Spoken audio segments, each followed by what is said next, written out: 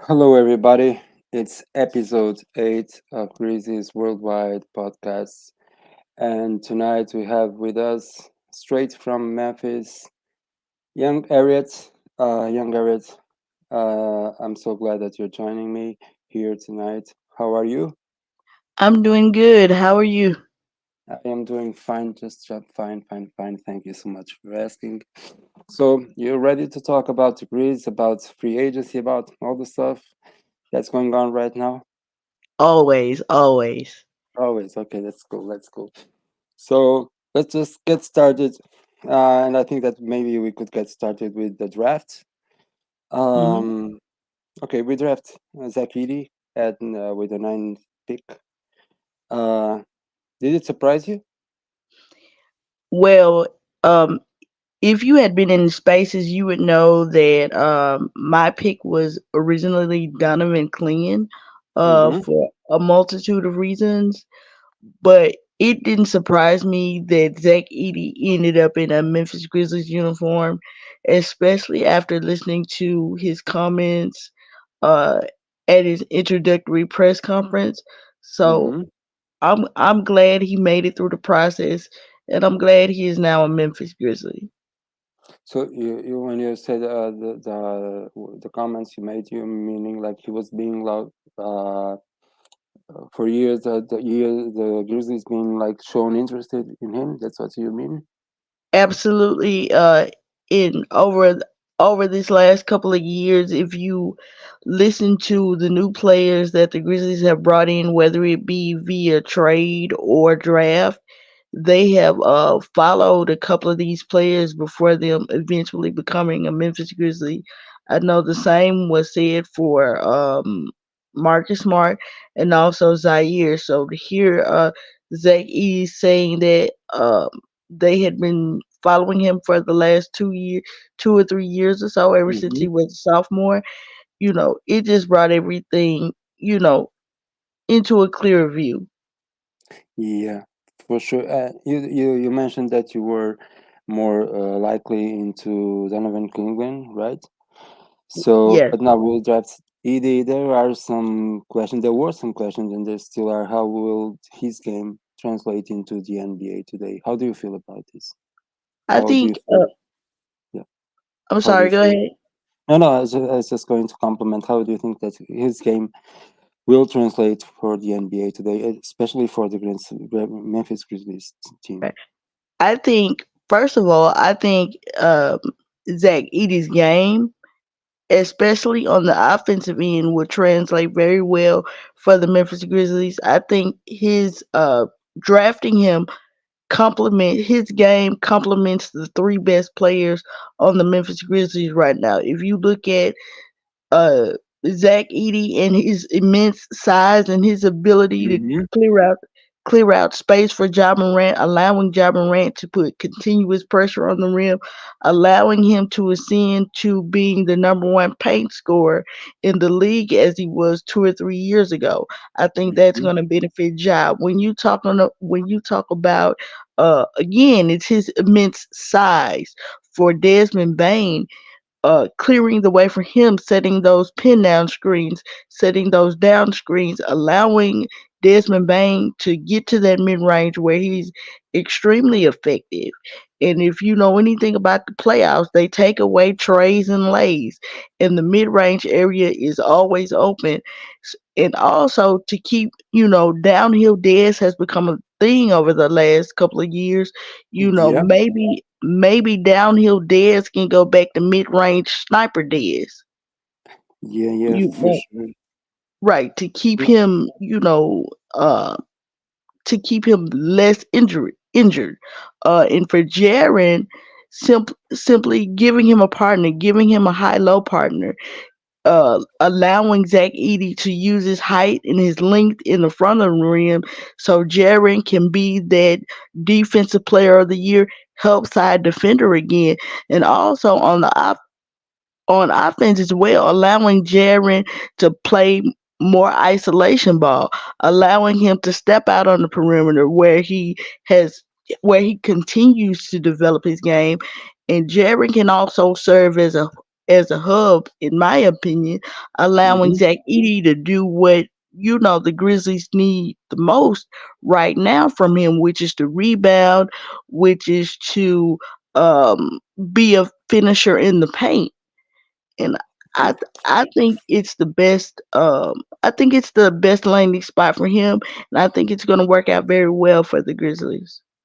Yeah. Do you see some similarities between Zakiri and the type of center that Sivo was?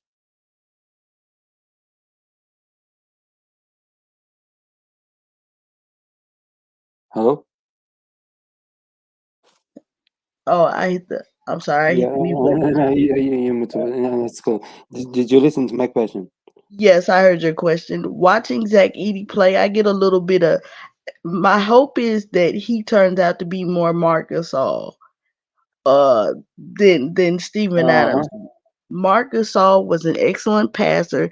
He was the hub of the offense, and he could also finish and make big shots, in which I believe Zach Edey's game can grow and expand to that.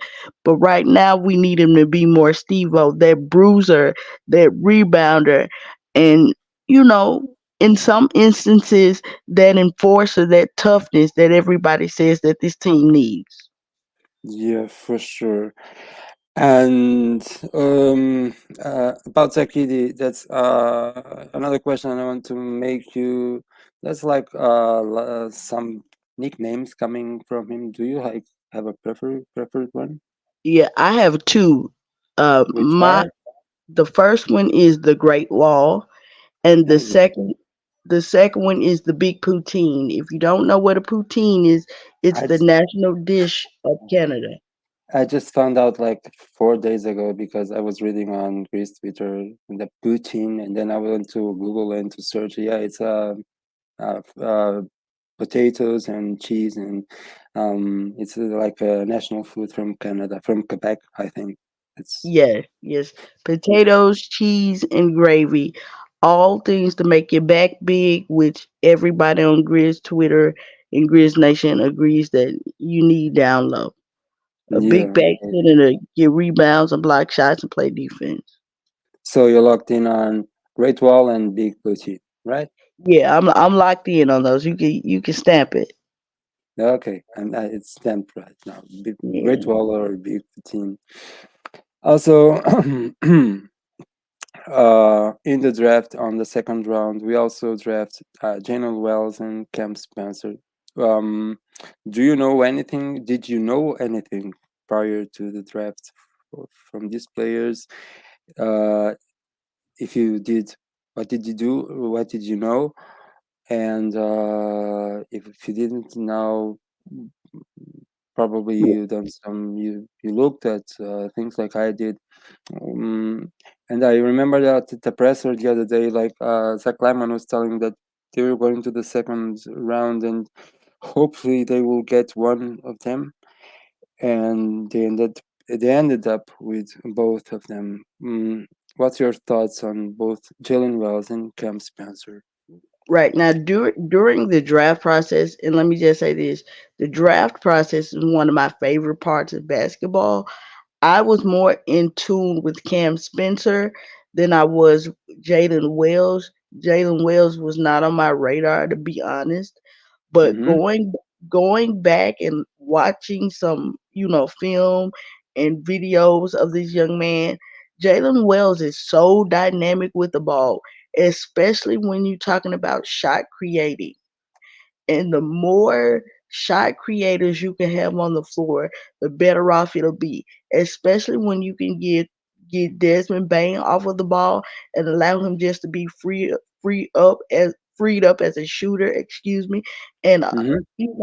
adding a little bit of dynamism, more dynamism to Ja Morant's game. He is dynamic vertically, but when you can get him on the move and allow another player to play with the ball that doesn't necessarily need him to create his own shot, I think it's going to be beneficial for the team long run. And he's also 6'8" in doing this. Yeah, yeah.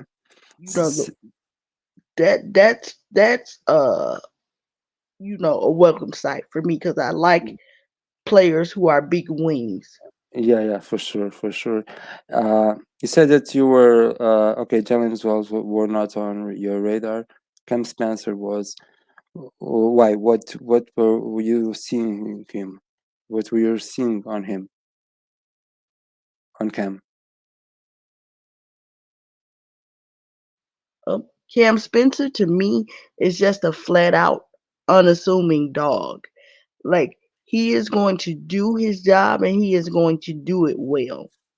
And when he is a sneaky good shot creator. Again, to me, when you have a guard or a substitute guard that can come in and that can change the pace of a game, Mm-hmm. and, and also remains steady and knows the job of everybody on the floor, I think he is going to be better than people think. And, I just caution people don't get caught up in where this young man was drafted.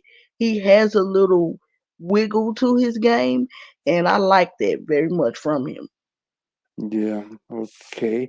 And also, I think that I noticed that okay, they both rookies on the NBA, of course, but not they are not that young. Like they played college football, soccer, Jesus Christ, college basketball, Right. for some years. And they are Cam Spencer, I think, is 24. So it's not like you're drafting uh, 18 or 19. Nothing against drafting, but it also can provide some maturity to the team. Do you think? Absolutely. He is, and that's the good part about drafting an older player. He Mm-hmm. already, he already is coming in where well, I'm assuming where he knows his role. Of Yeah. course, he is 24. Of course, his game can grow, but he won't upset the apple cart, and he will understand when he gets into the game what he is supposed to do, how he's supposed to do it, and when he is supposed to do it. And that's the most important thing to me when you want to be a high level role player. Okay. Okay. Also, now moving on, and there are some questions and going to integrate in with another's. Um, but let me start by asking you. Okay, so we got Zach Edey at the draft, the center, right? We also have Brandon Clark. We still have Trey Jamison, I think. Um, in your opinion, are we good to go, or do we need another center? I think we need another center. I Mm-hmm. know there was rumors out there about Daniel Tice. Uh, I Mm-hmm. like I like Daniel Tice because I believe that he's a low cost, really efficient and effective center. Somebody that can come in and spell 80 minutes. Somebody that can come in and spell Jaren minutes. Even though I do believe that Jaren will spend some time at the five. You know, and just the Mm-hmm. more versatile pieces you have, I believe as an NBA fan, as a person who loves the game of basketball, I believe you can't. There is no point in the game where you can't be too versatile, and I think Tice can offer that as well. Thais is he was with the Clippers last season, right? Or am I wrong? Um, I believe so. He also played alongside Marcus Smart with the Boston Celtics. So Mm-hmm. there is a connection there. So we just we gonna ride it out as fans and be patient, even though it's hard to do sometimes. But I, I'm more excited about who we actually have coming back than who we might acquire via trade or free agency. Actually. What do you mean by that? Like the band is back in town. Ja Morant is healthy. Desmond Ah, Bain is okay. Desmond Bain is healthy. Brandon Clark is healthy. Um, Jaren Jaren is Jackson, been, yeah. you know, Jaren Jackson will finally have his running mates back. together. Marcus Smart, for the first time in 10 years, said on the podcast the other day that he was healthy. So, and with the emergence of Vince and Gigi, everything to me is looking up. They just have time. They have to have time to play together, learn each other's game, and I think we're going to be fine from that standpoint. Yeah, I totally agree with you. And so, since that now that you mentioned like free agency started, I see like a lot of buzz around the Grizz Twitter because like we should move doing something because all the teams are doing like if I can remember like Clay Thompson went to Mavericks, Chris Paul to the Spurs. These are not only free agents, of course. Paul George to the Sixers, and Hartenstein to OKC, and there's a lot of like buzz on Chris Twitter, like where we're not doing anything. Personally, I don't think that we should like rush into anything because we don't really need to rush into anything. But how are you watching this free agency? I just noticed that Right. like an hour ago you tweeted like the Warriors are going from the Splash Brothers to the Rimside Brothers because Kyle It, Anderson was moving there. So how it, are you watching this? I am loving this because every move that another team makes, Grizz Twitter overreacts Uh-huh. as if Ja Morant, Desmond Bain, Jaren Jackson, Brandon Clark, Gigi Jackson, Vince Williams Jr., as if they're just going to lay down and not compete, even with the moves Hmm. being made. Even with the moves being made, the Grizzlies are going to be okay. And let those stars go to the East. We're fine in the West. We are fine in the West. Yeah, yeah, yeah. Yeah, for sure. So, you mentioned Daniel Theis. Any other centers you'd like to see, like realistic ones, that you would like to Real, see, like realistic ones, like yeah. yeah, Well, my the center that I wanted, Jalen Smith, he is off the yeah. board. I Um, am so sorry to interrupt you because on the last episode, I had Big Man talking with me here, and it was just the day before Jalen Smith was signed to the Bulls, I think. yeah, he is now Yeah, a Chicago. Yeah, yeah, yeah, he, and he was also saying this. He was also really locked in on Jalen Smith. But please go on, please go on. yeah. I love Jalen Smith because I think his skill set is closely aligned with Jaren's.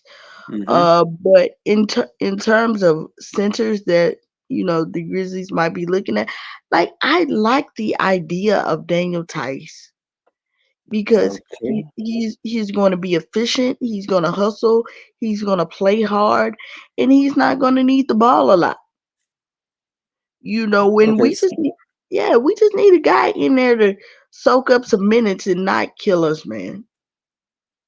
Yeah, yeah, yeah. Especially like we draft 50 ED at the night, we got BC, and so we don't need like a center like to play like to be like fundamental like to play a lot, but just the minutes he plays like efficiently. He does like on business, I think that's the expression.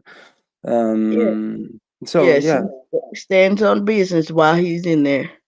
yeah, I I tend agree. to agree. Yeah, I tend to agree with you too. Since we're talking about the five and you talked about Jaren, that's a question that I ask all my guests here on podcast. Um, how do you feel about Jaren playing the five? I think, first of all, I think Jaren is the most versatile third piece in the NBA. That's my opinion. Jaren playing the five can only benefit him, but he has to play it in spurts. Mm-hmm. Jaren, Jaren by himself dominated Carl Anthony Towns and Rudy Gobert by himself. Mm-hmm. So he does have the capability of playing the five. What I don't want people to get caught up in, the hype is he shouldn't have to play the five full time.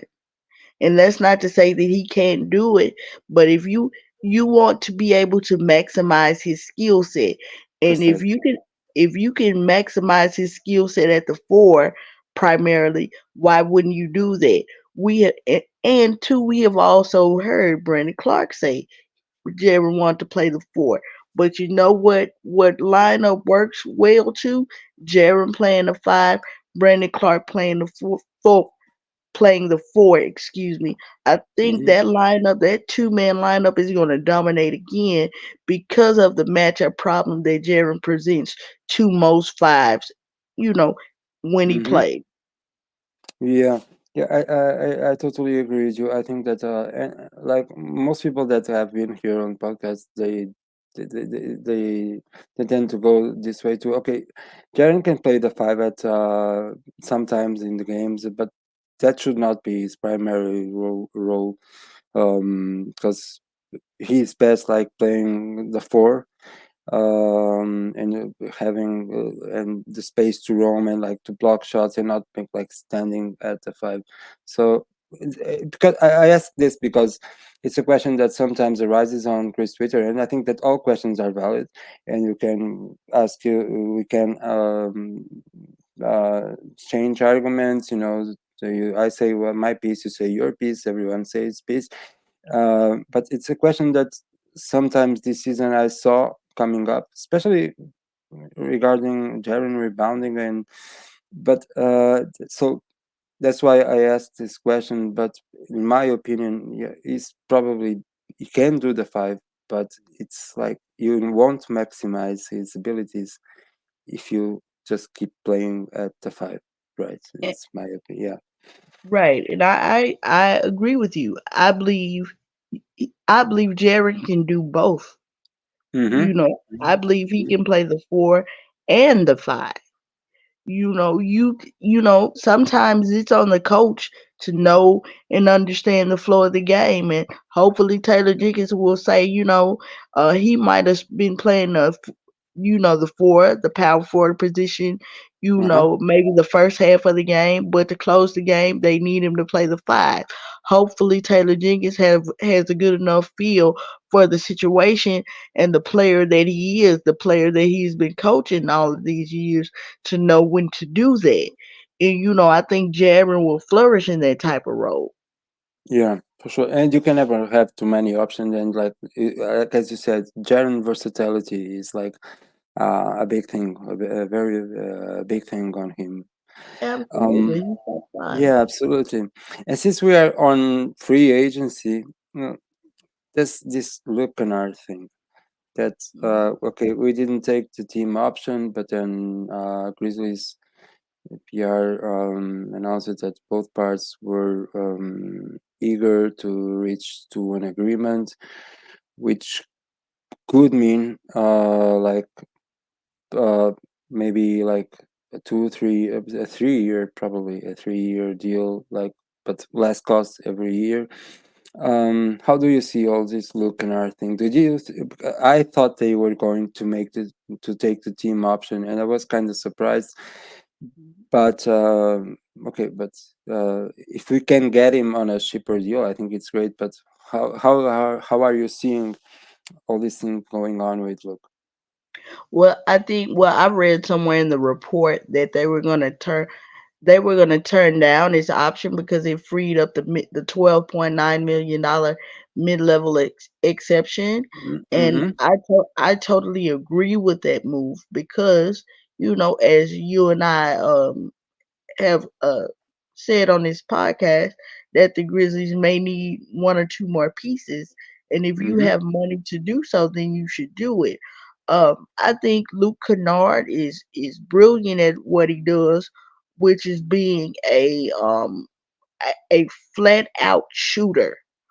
Uh, Yeah. however, however, when you have player again, my belief is the more diverse player you are, the better player you are, the better player. And we saw we saw the Boston Celtics win their championship not by having specialists, but having a collective of players who can shoot the 3 point at volume and who can shoot it well. I think Mm-hmm. if I think if the Grizzlies can accomplish that, that's half of the battle.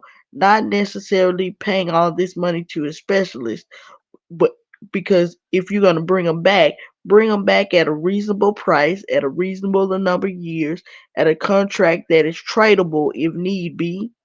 Mm-hmm. You know, Mm-hmm. if that arises, and I think everything will be fine. But to pay him an exorbitant amount of money to be a specialist, absolutely not. When we've seen Boston take a collection of players and be good at 3 point shooting, so good that they actually won the championship. So that's where I'm going with it.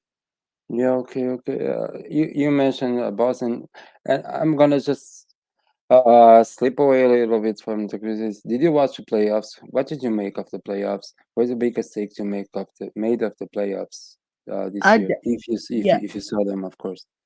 I did. I did. I watched. I'm a basketball fan. Number Mm-hmm. one, I just happen to be a Memphis Grizzly fan because I am a Memphian.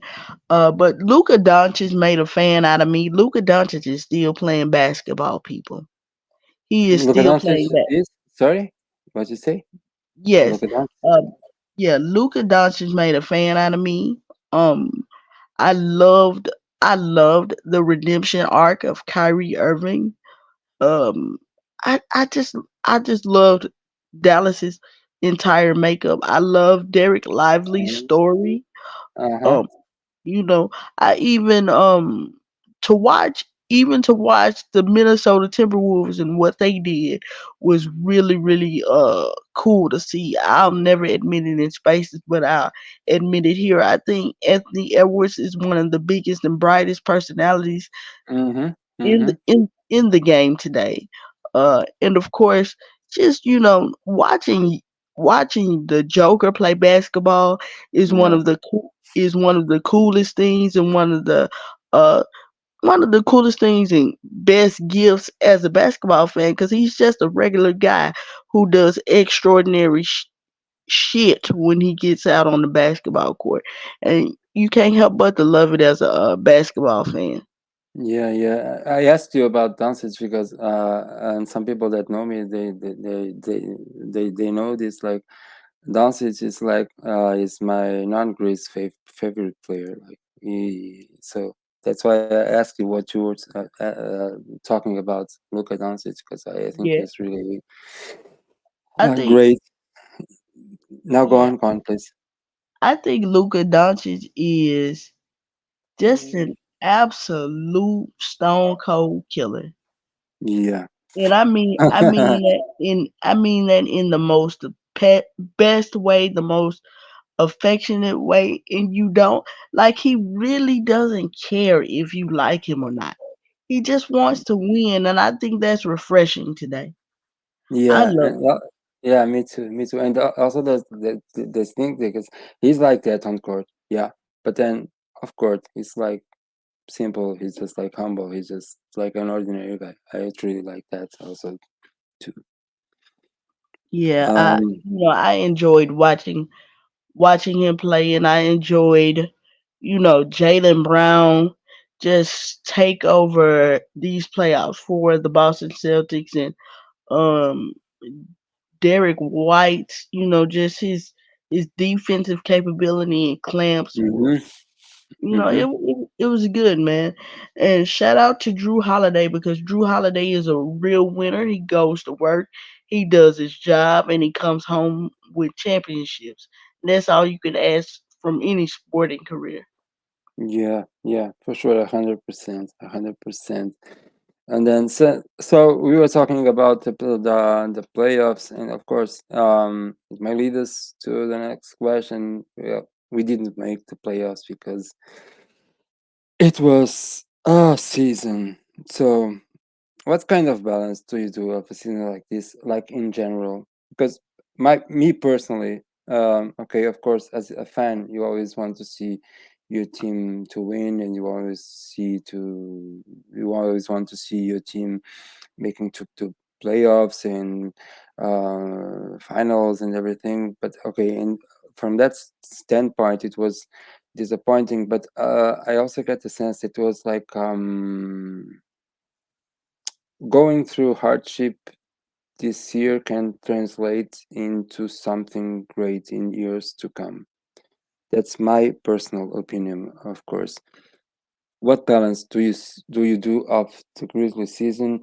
And we're gonna talk about players that like Gigi, Vince, and also players the roles that Des and Jaren have taken on themselves this season. But as a fan, how did you see this season from the Memphis Grizzlies?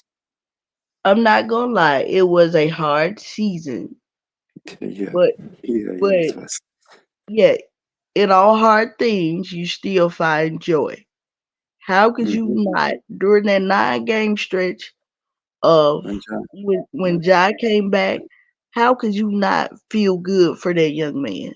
it was wonderful. Yeah. How could you not see the joy coming back to playing basketball for all of those guys? You know, and even though it was a hard season, it was still an opportunity for many of those young men, to continue their basketball careers. And as you said in your question, which was a good question, man, we got to see the emergence of Vince Williams Jr. and G.G. Jackson. And shout out to the Clippers coach Tyronn Lue, because if Tyronn Lue would have never pointed to G.G. and made him come in the game to shoot those free throws, who knew if we would have ever got to see not only the basketball player, but the young man that Gigi is, and he is going to be great for the Grizzlies. Hmm. Sorry. So I'm sorry. So we would. I was going to ask you about silver linings of the season, and of course, Gigi and Vince Williams are like for emergent players, like the obvious silver linings. Um, what did you see in them, in both of them? Um, in Vince Williams Jr., I saw a young man who, you know, got an opportunity to play, and you could not take him off the floor because of his skill set. He was defending. He Mm-hmm. was making that corner three, which is pivotal in the Grizzlies offense, and he was passing the ball. He was another ball handler that the Grizzlies found, and he took advantage of every opportunity in every matchup. And again, this is Grind City. He didn't back down from any matchup. The and it's funny you mentioned Luka Doncic Yeah, I because was thinking about. Yeah, yeah, yeah. Go on, right, go on. right. It was the matchup with Luka Doncic that made everybody on Grizz Twitter say, you know what, maybe we got another dog. Yeah, You yeah. know, I because remember that. Yeah. right, because Vince was with all that action, and you love to see it. Um, if you and with Gigi, if you have been a Grizzlies fan for more than I would say 5 years, maybe you Uh-huh. know what a struggle it has been for the Grizzlies to find a small forward, a dynamic small forward like Gigi. Gigi can do everything on the floor. And that's what you want to see. He just needed time and opportunity, and without even though the injuries were unfortunate, that's what he got. He got time and opportunity, so much so that he made second team all rookie, and Yeah, that's great. And that's great considering how late in the season he actually got like playing January. time. In January, I think. January, I think he started playing. Absolutely. Like January, I Right, believe. absolutely. And for me, the last person that I think last season helped, it's gonna be Taylor Jenkins. Taylor Jenkins, I'm not the biggest Taylor Jenkins fan, but he takes so much heat, and for him to be able to hold the team together and also teach, Mm-hmm. teach Yeah, yeah. Yeah, You know, I'm gonna ask you about Taylor Jenkins. right? Yeah, Right. now, I think that yeah, was different. yeah. Uh, a question that was made for me, that was made to me the other day when I was doing this podcast, and a friend asked me, and I thought that was like a really good question. Um, Still regarding Vince, like since Dylan Brooks, DB, last departed at the end of last season, do you think that to some extent, like Vince take his role as a trash talker, that kind of thing? I think he is not as much of a trash talker as Dylan Brooks, but I Mm-hmm. do think he can assume the role of, that no nonsense defender who is gonna play you tough, and you're gonna have to bring your A game every night because he's not gonna back down 1 inch. And I think this team very much needs that type of personality on it. Yeah, for sure. Uh, Also about this last season, I think it's just fair to talk about um, how much Des having to step up and to like, especially in the beginning of the season before James came back, and also after when Ja got injured, take being like the main offensive threat to opponent teams, put him on a position that maybe he was not accustomed to before, and in my view, he did pretty well. I How do you see the season from Desmond Bain? I think Desmond Bain continues to surprise people Mm-hmm. because he is he seems to be the grown up in the room, but he Yeah, also but he works, and because he works, he can come out there and he can be a a dead eye shooter, and he really don't care if you like him either. He probably is the nicest guy on the team, but he will shoot the lights out. I believe he hates Dallas for you know yeah, because he was not drafted by right, Dallas. He was in Texas College University, I think. Yeah. right. So I love Desmond Bain's game. I love what he brings to the Grizzlies, that maturity, but he's also an undercover killer. And in the way that he supports his teammates, I think that's important. And it just Mm-hmm. hopefully he continues to grow in that role with the team. Yeah, I totally agree with you. I do admire Dez a lot because I do think that what I do see is like he is really like a hard worker. Nothing comes easy for him. Like works hard for everything, and I truly, truly respect that kind of mentality. Um, so yeah, I totally agree with you. Also, especially later in the season, because then Dez got the ankle sprain, and a lot of the same thing kind of happened to Jaren, because like then he was the primary offensive threat to other teams. How did you see hmm Jaren's game developing now, especially on the offensive side, of course? I think last year benefited him from a mentality standpoint Mm-hmm. because the responsibility to carry this team to wins and losses was on you, Jared.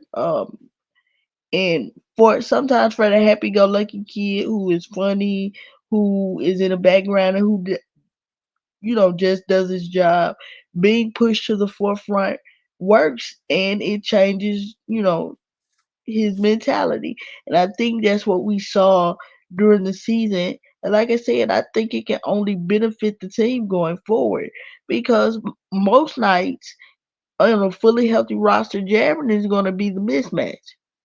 Yeah, yeah, yeah. So his game has to be developed enough to where he when I get the mismatch, I need to get here, here, or here on the floor, and then I'm gonna put you in the basket. And I think last season, really helped with developing that mentality further. Yeah, and I truly saw that offensive leap on him. Absolutely. He and Zach Edey are going to be they're going to be great, and I think defensively we're going to see him return to the form that he had when he was the defensive player of the year. Yeah. So okay, we talked about Dez, we talked about Jaren. You mentioned Ja, well, like for that quick spurt of 9 games, which was great to watch, but also it's kind of disappointing because it's just 9 games. And I'm gonna ask you a question. Oh, like, it's not my question. I saw this question. It was made by Anthony Sane on his podcast regarding Ja. Ja has been like low profile, keeping on work. And the question is quiet Ja a good Ja? I think Quiet Ja is a good job. Quiet Ja is a working job. Quiet Ja Yeah, is a focused job. yeah. Quiet Ja is, it's about business. You Mm-hmm. know, he's a young man, so he is, allowed to live his life. And I believe no person is defined by the what people may believe is the worst mistake in their life. Of course. Um, he was going to have some growing pains. We just didn't know it was going to be this. But I'm happy for the young man. If he locks himself in the gym and he's quiet and he comes out with a mid range jumper, the NBA better watch out.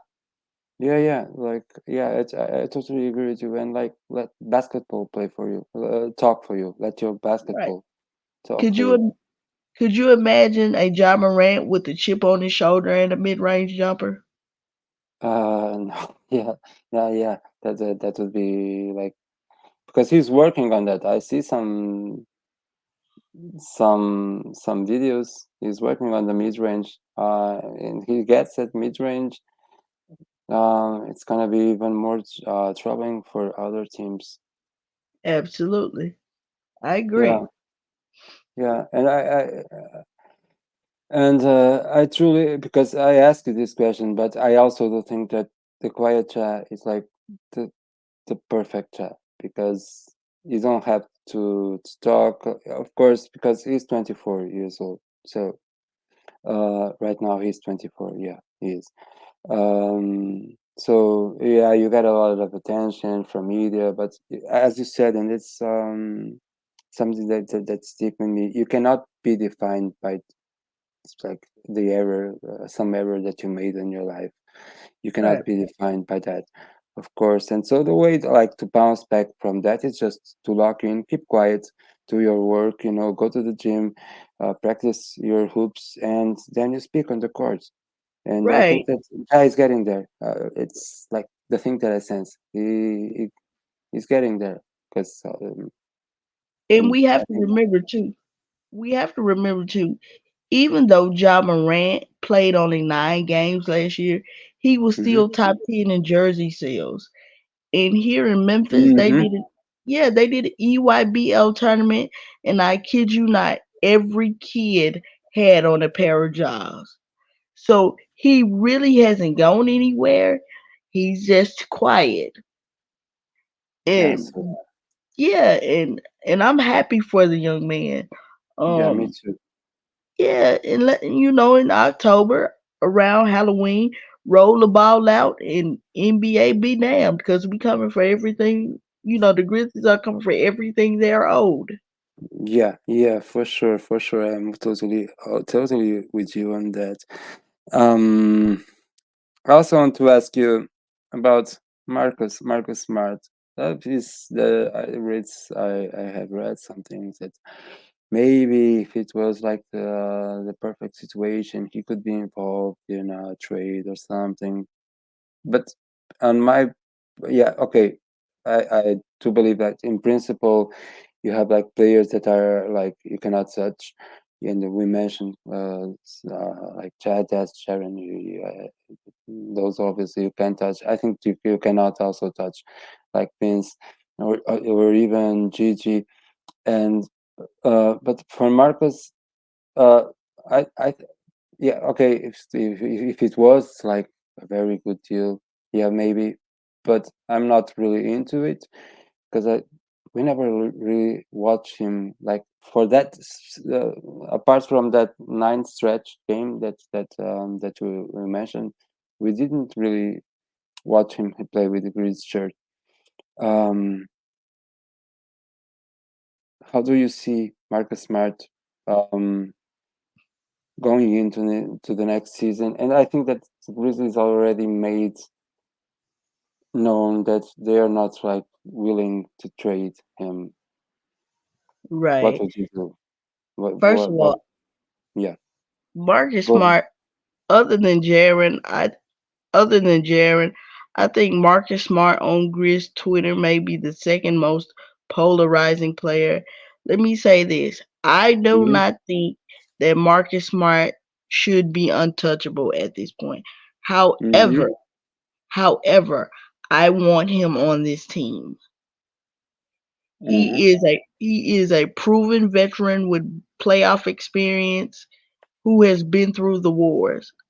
And I Yeah, think one of the things that helps him is that the front office obviously wanted him on the team. They have wanted him on the team for quite some time. So they're not just going to trade him without knowing what he could be on this team. yeah, yeah. I agree with you, and I think that's like the smart thing to do. Especially because you mentioned he has been in the playoff wars. He is a veteran. He has the experience, and we getting to the playoffs. He's going to be extremely important on this team. Yeah. If it was me, Absolutely. yeah, if it was me, I would not touch him. For this season, at least, I would not touch him. But Absolutely. And people are forgetting that Marcus Smart has averaged 14 points per game in the playoffs over his career. And I think it's just a matter of the role that they see him playing. And if he buys into whatever that role is, I think the team is going to continue to be good. And the ceiling, of this team is going to be raised because of it. yeah, yeah, I totally agree with you on this too. Another question I want to ask you: we have like okay, we have like to free some roster spots probably. Um, and uh, I asked this question on my podcast, like to everyone that is kind enough to come in here, and I'm gonna tell you four names. Who do you keep? Who do you not? Zaire, Santi, Jake, and Contact. I would get rid of Conchar and Mm-hmm. Jake. I would keep Santi, and I would, you know, I'm on the fence about Zaire. Honestly, Mm-hmm. because I do think the Grizzlies have a hole at the small forward position, but my point of view on Zaire is actually this. I believe Zaire's most natural position is at shooting guard. So if Mm-hmm. the Grizzlies are not going to utilize, and again, this is just my opinion, if they're not going to utilize him in a way that maximizes his skill set, then he should be given an opportunity elsewhere. The issue is, can they find a deal that actually works for him and works for the team? I get, hey, Yeah, and yeah, I think that's like a big question. Yeah, it's right. a And question I that's would, really. yeah, I would actually, if I'm being completely honest, I know you said who I would keep and who I would let go, but I would actually attempt to let go all of them. I would just want to them, let them go in different ways. Okay, okay, that's fair. That's fair. That's fair. Um, Also, I want to ask you. You were talking. You were talking before, and I did interrupt you because I want to ask you this question. I wanted to ask you about Taylor Jenkins. Is he? Do you think that he is the coach to take us like to the chip to the next level? because there's also like a lot of debate around this. I do know that he's, yeah, in my opinion, of course, I think that he's a pretty good coach. I do also see uh, that he has the players with him. But what's your opinion on Taylor Jenkins? Is he the one? Should we give him another year and then if it doesn't work out, try another one? What do you think? Actually, I think this is the year. I think this Hmm. is the year. They're going to be, for all intents and purposes, they're going to be completely healthy. If you don't come out here and you don't maximize the talent that you have, then you gotta go, buddy. Like Okay. Hmm. it's not, it's not like we have in John Morant, we have one of the most dynamic young superstars. In Hmm. Desmond Bain, we have one of the most dynamic shooters. And in Hmm. Jaren Jackson Jr., again, I'm gonna say this: he is possibly the most versatile piece, third piece in the NBA. If you cannot maximize those three young men and to get them to make a deep run in the playoffs, then what are you really doing? Because at this point, you have been lauded as a developmental coach, but at this Hmm. point, we're past the developmental stage. So it's time for you to grow in your understanding of how you to best utilize these young men so it can equate to winning. Yeah, yeah. I think that's pretty fair what you said. On regarding what you said, what would you consider the minimum playoff run, like the minimum The for next minimum, season? Yeah, for next season. No, the Western, minimum, the acceptable minimum, not right, just the minimum. Western Conference Finals. Okay, okay, that's stamped. Okay, okay. Yeah. So, yeah. Okay. So, another question that I want to ask you, and you kind of being answering to this question without answering because you're answering other questions. How do you forecast this next season for the Memphis Grizzlies? Uh, point a starting point. We stay healthy. How do you envision this next season for the Memphis Grizzlies? I think you brought up a good point. I think the first thing is to ensure that everybody stays as healthy as possible for as long as possible. Um, Hmm. start there. And also I think we're gonna kick everybody's ass. You know, Yeah. Uh-huh. every every everybody is assuming the role of the hot, fresh, new young team and forgetting that the Grizzlies are battle tested. They are still young. And a lot of the players on the Grizzlies team, may feel some type of way about, being forgotten about over one or two seasons and one or two mistakes and a lot of injuries. So yeah, I fully believe we're going to kick ass, take names, and do what we do over here in Grizz Nation. Man, celebrate every minute of it with the young fellas. Yeah, I agree. I think that I see a lot on social media. I think that Grizzlies are pretty uh, getting like under the radar. Everybody is like underrating the Grizzlies. They're talking about other teams. They're going to be the next big thing. But I totally agree with you. This team has been battle tested. They made uh, a deep playoff run in 21-22 against the Warriors, which also ended with the Warriors. But it could have been different if Jag had not got hurt. Also, the season prior to this one, yeah, okay, we lost to the Lakers, but we didn't have Steven Adams, we didn't have BC also, and I think that in the playoffs, um, talent is important, but also you have to like to go through the playoffs. You have to like to play those games, and with time, like you get like acclimatized. Maybe it's a word with playing the playoffs that of course are completely different from the regular season. So yeah, I agree with you, and yeah, I think we're gonna kick ass too. Yeah, Yeah. I totally do. Yeah. I think it's gonna be a good time, and the good vibes are gonna return, and you know they're gonna win again, man, and Yeah. that's all that matters. Yeah, and to be honest, like, okay, another time.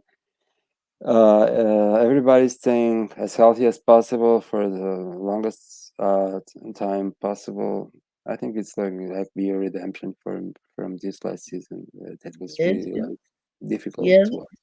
yeah, it's gonna be fun times. Like I said, kids are gonna be dressing like John Moran for Halloween again. Everybody's gonna be purchasing the reverse scratch jaws, the white ones. Everybody's gonna be listening to Jaren's music, Brandon Clark's music, and it's just gonna be vibes over here in Grizz Nation. Yeah, yeah. Now a question just has occurred me because I keep seeing also all this on social media, especially on Twitter, because mostly use Twitter. The next phase of the league, who do you think is going to be? Or is just Um, going to be one, or are going to be multiple phases of the league? so I think I'm glad this is a good question because I talk about it in Grizzly Spaces at time. Well, not Mm-hmm. Grizzly Spaces, but just other basketball spaces. Mm-hmm. If you look at the Southwest Division by itself, Mm-hmm. is that not a collection of young men that could be a collective faces of the league? You have San Antonio. They have Victor Wembanyama. Victor Mm-hmm. Wembanyama's nationality, he is French. Okay, that's Yeah. Europe. That's Yeah. Europe. He has the European market on lock. You have Luka Doncic, Message. Yeah. who is Slovenia. from Slovenia, Yeah. you know, European again Uh-huh. has them on lock. You have Houston. They have Jalen Green. Jalen Green is of Filipino ethnicity. Okay, the NBA has been trying to break into the Asian market for the longest. There's a way to do it. Also, you now have Zach Edey, right? Mm-hmm. Breaking into the Asian market again with the Memphis Grizzlies, along with Ja Morant, who has the kids in America on lock. You also have Zion Williamson in Mm-hmm. New Orleans. He has a fan base, so I think there are going to be multiple faces of the league for a multitude of reasons. So, and I just I gave you a few, and I think the Southwest Division can lead the way in being an example of that. Yeah. That's a really, really, really good answer from you. Yeah. I didn't thought about it that way. I did thought there were multiple phases of the league coming up into the future, but now that you narrowed it down to the Southwest Division, you really made a point. It's a really a really good answer from you, Harriet. Um, Now, my last question. I usually ask this question because uh, I talked to I talked to people from Memphis too, but I talked for people from other parts of the United States. I talked for people from other parts of the world, and usually I ask them how they become a Memphis Grizzlies fan, especially if they are not from Memphis. You are from Memphis, so it's kind of obvious how you became a Memphis Grizzlies fan because you were born there, right? But how does it feel like to be a Memphis Grizzlies fan in Memphis? How does it feel to be a Memphis Grizzlies fan in Memphis? It's one of the greatest feelings in it's one of the greatest places to be in the NBA when the Grizzlies are winning. The grindhouse during the playoff series is one of the wildest places to be. Uh-huh. From the people you see to the play on the floor to after the game to the interaction on Twitter and all of these other social media platforms. It is absolutely a special place, a different place with its own lingo, with its own culture, and why would you not want to be a part of it? As a Memphis Grizzlies fan, whether you are here or like yourself, whether you are, around the world, it's great. It's one of the best feelings about being a sports fan and living in Memphis, period, to me. And I'm a basketball fan, so I love it. Yeah, yeah. It's really, of course. I've been to Memphis like 30 years ago or something. Just overnight, I didn't. The Memphis Grizzlies were not playing there at the time still, but yeah, but just by and of course, I've never been in the FedEx for but yeah, I do also get like the vibe from Memphis, and the main thing that made me a Memphis Grizzlies fan is like the vibe that I can sense, like from the whole city, the interaction, like the mentality. It's like the thing that really hooked me, and Absolutely. like hooked me for life. That's for sure. Absolutely. We love the fact that you are a fan. We love the work that you do on social media, and we just appreciate it, man. We appreciate Yeah, it all. yeah. Thank you. That's very kind from you. Thank you very much. So, Harriet, it was. I don't have any more questions. I don't know if you want to add any other piece or is if you. I want to thank you for inviting me on the podcast, and I'm at Young Harriet on Twitter. You guys can catch me during the basketball season and some of the off season on Grizzly Spaces. So yeah, Yeah, we'll be there kicking it like karate, man. yeah. I want to thank you for joining in. For joining in, it's like really a pleasure and an honor to have you here. And yeah, you people that are listening, yeah, you go follow Young Garrett. Like, she has pretty good takes. Like the one that talked on the starting. The Warriors went from the Splash Brothers to the Rimside Brothers. That's really great. I like sense of humor. It's cool. Yeah, And thank also, you. I you appreciate it. you, you also go follow the spaces. I've been on the spaces sometimes. Sometimes I really don't stay that long because usually games are really late here. But yeah, you also Yeah, go check out the spaces and all. And again, I want to thank you for being here. It was really a pleasure talking to you, and I'm honored. And I hope we're gonna talk again. I hope that coming November, you'll be back for another episode and to see how the Grizzlies are going by then. Okay. absolutely. You enjoy your evening, and thank you again. And go Grizz. Okay. Thank you, Harriet, and go Grizz. Thank you, everybody, for listening. And just follow Young Harriet. It's fun. It's fun, and it's on point. Okay. Thank you, everybody.